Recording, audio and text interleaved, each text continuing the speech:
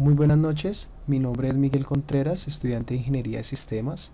Actualmente curso la materia de Arquitectura de Computadores y en este momento presentaré la evaluación final que corresponde a la explicación de los componentes de la arquitectura de von Neumann. Pero antes de dar inicio a esto, quiero contar un poco acerca de su historia.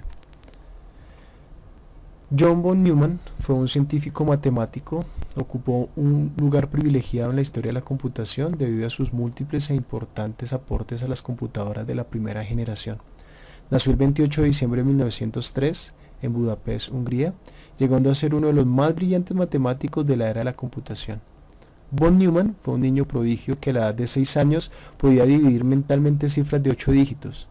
Recibió una temprana educación en su ciudad natal, bajo el tutelaje del matemático M. F. Kate, conjuntamente con el cual publicó su primer trabajo a la edad de 18 años.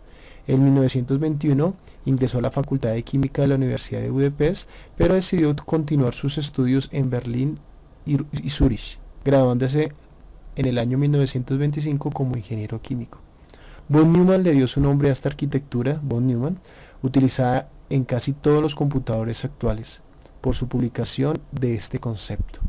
De dicha arquitectura hablaremos durante el transcurso de este video. Quiero compartir con ustedes la siguiente diapositiva, que es una de las actividades iniciales de la materia de arquitectura de computadores, pero que quiero que miremos esta imagen para ubicar cómo es la distribución de los componentes según la arquitectura de von Neumann. ¿Sí? En ella encontramos lo que es la unidad de control y la ALU, que hacen parte de la unidad central de proceso. La unidad de control UC o Control Unit es la encargada de sincronizar las acciones que realiza cada una de las unidades de la computadora. Este pequeño componente, la UC, se encarga de interpretar las instrucciones, realiza las secuencias de las operaciones. Para realizar estas acciones se apoya directamente con el componente que queda aquí al lado, que se llama ALU, la unidad lógico-aritmética. Esta es la que se encarga de manejar todas las operaciones aritméticas básicas, como la suma, la resta, la multiplicación y la división, y de las operaciones lógicas como es la AND, la OR, la NOT, la XOR, XNOR y todas las derivaciones de las operaciones lógicas. En general, la mayoría de las acciones de la computadora se realizan a través de la ALU. Encontramos también la memoria, que interactúa de forma bidireccional con lo que es la CPU.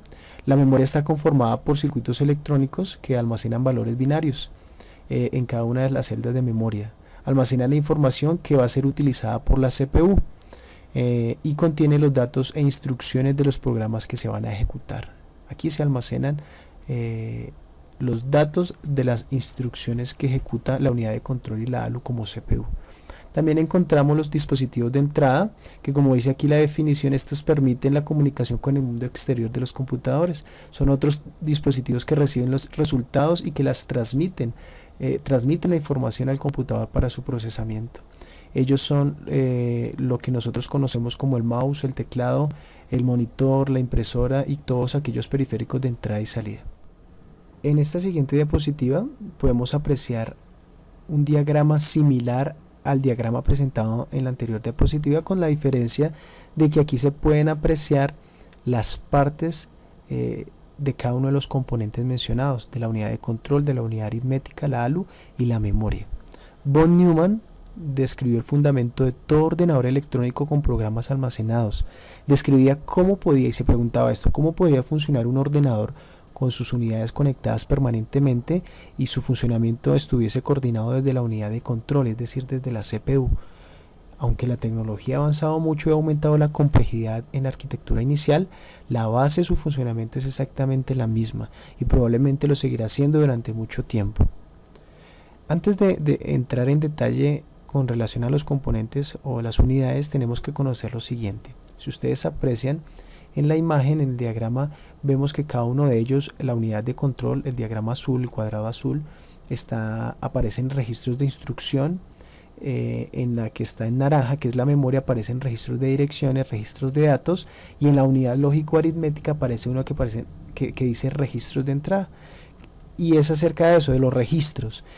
Este es el lugar donde se almacenan temporalmente los datos que están en movimiento constante para ser procesados. Es ahí, en los registros, donde se almacena este tipo de información.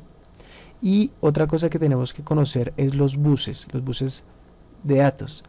Ustedes los ven aquí en el diagrama como las líneas que los conectan, y es exactamente eso, son los que unen los componentes de las distintas unidades, la memoria y los demás periféricos. La unidad central de proceso, o la CPU, ustedes la conocen, tiene esta apariencia. Esto es un procesador. Esta unidad es la encargada de controlar y gobernar todo el sistema que comprende una computadora. La CPU consiste en un circuito integrado formado por millones de transistores, algo bastante complejo, que está diseñado para poder procesar datos y controlar la máquina. Como ustedes y yo sabemos, es un factor clave para la potencia de una computadora. La CPU dispone de dos unidades en su interior: la unidad de control y la ALU. La unidad de control, UC. Nos preguntaremos entonces cómo funciona. La unidad de control se encarga de leer las instrucciones de los programas almacenados en la memoria y se encarga de enviar las órdenes a los componentes del procesador para que ejecuten las instrucciones. Este proceso empieza cuando llega una instrucción al registro de instrucciones. Ustedes lo ven aquí. Llega como una cadena de bits con distintas partes referidas a la propia instrucción y a los datos que se usarán. Posteriormente, al decodificador, que está un poco más arriba, interpreta la instrucción a realizar y cómo deben de actuar los componentes del procesador para llevarse a cabo. Esta acción se realiza mediante el secuencializador, que es el que está un poco más arriba. Este envía microórdenes marcadas por un reloj que genera pulsos de forma constantes. Esto suele expresarse en velocidades de gigahertz para procesadores actuales. Y esta es la forma como funciona una unidad de control. La unidad lógica aritmética, llamada también ALU. Nos preguntaremos nuevamente cómo funciona. La unidad aritmético-lógica, como se había mencionado en imágenes diapositivas anteriores, es la encargada de realizar todas las operaciones aritméticas, como la suma, resta, multiplicaciones y divisiones, y también las operaciones lógicas, como son las comparaciones, AND, OR, NOT, XOR, etc. Esta unidad puede tener distintos diseños. En el de la imagen podemos visualizar un diseño básico donde el acumulador vuelve a usarse en la operación. En la actualidad, lo normal es que el acumulador no se mezcle con los registros de entrada. El funcionamiento con el diseño que estamos analizando es básico. Comienza cuando le llega al registro de entrada un dato, posteriormente el circuito operacional, y se procede junto al contenido del acumulador. El circuito operacional es el que parece una V, que está en azulito. A ese llega el circuito operacional y se procesa junto al contenido del acumulador, y posteriormente se deposita de nuevo en el acumulador, repitiendo esta acción hasta generar los cálculos. Este es el funcionamiento de una unidad lógica aritmética. La memoria principal. La memoria principal tiene este aspecto. Esta es la memoria RAM de un equipo portátil pequeña. La memoria principal en la arquitectura de von Neumann era directamente la RAM, pero esto ha evolucionado y se han añadido memorias como la memoria caché y la memoria ROM, implementando también algoritmos que predicen qué datos se van a usar más frecuentemente. La memoria RAM es bastante sencilla en comparación con la CPU. Se podría decir que es una tabla, como vemos a continuación, una tabla con direcciones de memoria. Esta tabla lo que nos dice exactamente es dónde está cierto dato y el contenido del propio dato. La memoria dispone de un registro de direcciones y un registro de intercambio de memoria. ¿Sí? En el registro de direcciones se almacena la dirección en la que se almacenará o se leerá un dato, y en el registro de intercambio de memoria se almacena el dato leído. De esta forma, cuando hablamos de direcciones de memoria, de pronto recordamos los que conocemos un poco de programación, cuando hablamos de direcciones de memoria se nos irá a la mente por allá lo que son arreglos y punteros, y es porque es esencial conocer inicialmente la arquitectura de von Neumann antes de aprender a programar ciertos lenguajes. Esto nos facilitará su funcionamiento real. Vamos a hablar un poco acerca de los buses de datos, los de dirección y los buses de control. Todos estos elementos comunican entre sí los diferentes módulos o los diferentes componentes de la arquitectura mencionada. El bus de datos permite el intercambio de datos valga la redundancia, con el resto de los elementos de dicha arquitectura. Es decir, mediante el bus de datos la unidad de control recibe las instrucciones y la unidad lógica aritmética recibe también los datos desde la memoria.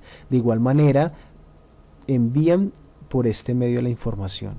El bus de instrucciones transmite las direcciones de memoria que van a ser usadas desde la CPU para poder seleccionar los datos que serán usados.